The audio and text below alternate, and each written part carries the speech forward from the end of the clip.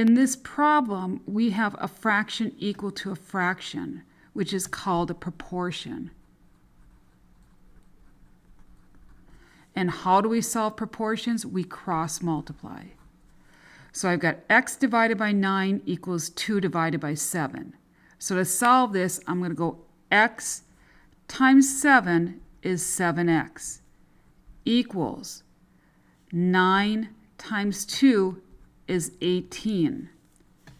But am I done with this problem? Do I have x equals? No, I have 7 times x equals. So in the problem, they're timesing by 7, so we've got to divide by 7.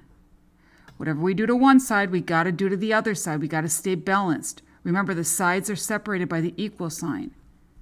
Those divide down to 1, so we just got x. And then 18 over 7, that's an improper fraction because the bigger number is on top.